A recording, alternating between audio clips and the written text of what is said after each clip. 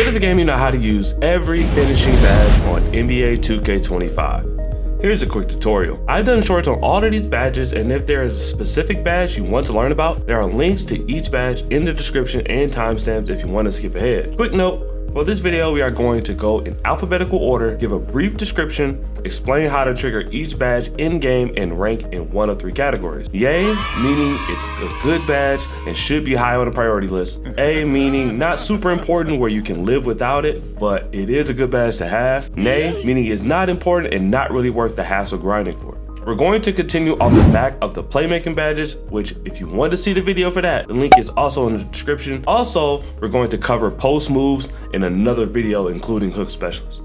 Up first, we got Aerial Wizard. Aerial Wizard increases the ability to finish lobs and putbacks at the rim. The trick to level up this badge is to time the meter on the alley-oops within the green window, whether it be from a teammate or doing it yourself. Also, you can get real glitchy and get a putback dunk / layup as well. Silver is good enough to get the meter that you can time pretty easy. If you're playing micro games, double tap triangle / Y if you're on Xbox to get the AI to toss it up to you. Oh yeah, if you want to throw one to yourself, just hold circle and X at the same time. Definitely a fun badge to utilize with good animations, could be a game changer at any position. Going to put this in the A category though. Great to have, but not needed to be a good player. You have to play with skilled players that hit you with oops and good situations consistently to want to get this badge super high, or put it up super high if you want to just clip farm.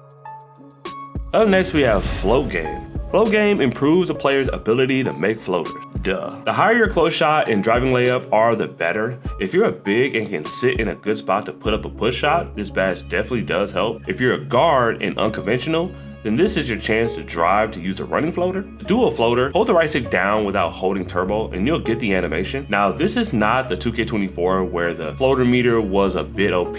I personally use real percentage for layups, so unless I'm using Chris Paul or Tony Parker or somebody similar, I shy away from using it on any of the guards. Great in push shot, standing floater situations if you're big though. Dump offs, bailouts, fullback dives could be useful, but if I have to drop it in a pile, I'm gonna say nay. Hard to time consistently due to the random animation situation. And even with real percentage, it doesn't drop enough to use often. Just go up with a layup, dump it off, or dunk it. And if you're a big, the push out gets some paint Prodigy credit too, so don't sweat it. Rolling in next is Layup Mixmaster. Now, Layup Mixmaster hits fancy layups at a high rate. Just a new way of saying acrobat from the game's past. This badge triggers with layups in general, so anytime you pull off a scooper, reverse, or just a hard fought finish at the basket, it'll pop up. Now, I'll say that this badge is based off preference in my opinion. I love to work around the basket on any build, so I keep my layup fairly high, but if you're a dunking guy, mashing guy, or don't think it's worth it, then don't worry about it. I also would like to point out that if you're a crafty player and know when you can pull off those Steve Nash scoop layups or slithery finisher type layups, and feel free to work with it. Overall, layups are pretty much RNG and left up to the mercy of the game, so I'll drop it in the nay category. There are people that time them though. If you're one of those guys, then sure, put it up, but I would much rather dunk the ball personally. You're always going to make open layups, and unless you have a crazy high driving layup attribute, you'll most likely smoke the contested ones, or just get blocked or fouled. Coming in hot is Paint Prodigy. Paint Prodigy improves a player's ability to quickly and efficiently score down low. Same thing as the Masher badge in the last couple 2Ks. Arguably one of the most slept on badges in the game this year. One of my personal favorites, and the people who play with me know this. I get a bit of oxytocin, just a big boost of oxytocin, just getting players to jump left and right around the basket, then pulling off a layup that somehow pops up as an open in a contest feedback. Frustrating for the defender, bliss and serendipity for me. Silver is good enough to be a match king if you know what you're doing. I will say this, if you are a big, it is a must. Close shot impacts the badge, so make sure you're putting that up. I'll put this in the yay category on my list for personal bias and for my big man out there that wants to be good around the basket. Slept on badge needs to be mentioned more and upgraded higher. Now let's talk about Physical Finisher. Now, Physical Finisher improves a player's ability to battle through contact and convert contact layups. It works the same as Fearless Finisher last year. Let's just get it out the way and give it a yay now.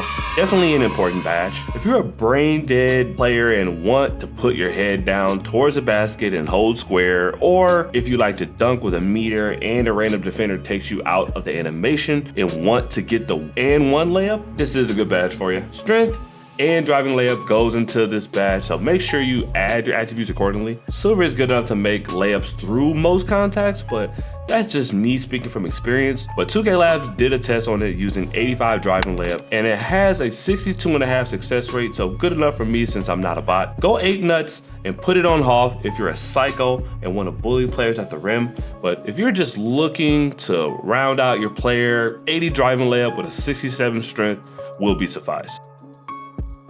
Oh yeah, everybody's favorite.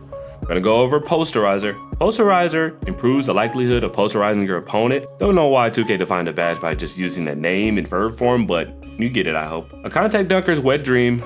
The badge does trigger in any scenario where a defender is close by when you dunk the ball, so you don't absolutely need to contact dunk to get this to work. But, and this is a big but, and I cannot lie, it is necessary to put your driving dunk high enough to get said contact dunks. 87 driving and 75 vertical gets you to silver poster and contact dunk animations. I personally didn't stop there with my power forward, because why not when you get the extra points from my career? He's 6'9" and 93 driving and 80 vert, so he's pretty much Blake Griffin. Do upgrade responsibly. Ask yourself if you're using it for comp or for the fun, then apply accordingly. Throw it in the yay pile because it will always be useful in every game mode, and of course, say it with me if you want to clip farm. And coming up last, we have Rise Up, Rise Up, Rise Up. Rise up, rise up, rise up. Rise Up makes it easier to dunk when underneath the basket. To the 1 or 2 people who are thinking, yay, what about standing dunks and standing dunk contact animations? Don't worry your sweet little head, let's go over that real quick. Rise Up has more of a skill gap than discussed amongst non-comp players. I have a video where I cover how to get standing dunks every time. I promise once you get it down, you'll be a force to be reckoned with. Now listen to your old man YEYNotGaming when I say this. Put this on gold if you have a center, 90 standing dunk, 66 vertical. Trust me, just do it. If you gotta use your cap breakers, then so be it, but just do it. Most one-on-one situations with this and Paint Prodigy, and in some double team moments, you'll be Giannis pretty much. Disclaimer though, make sure you know what you're doing with this badge. With great power does come with great responsibility. Also, don't meter dunk your standing dunks. It is not consistent. Do not do that. Bad bot, bad. That being said, it is definitely a yay category badge, one of my personal favorites to use possession after possession.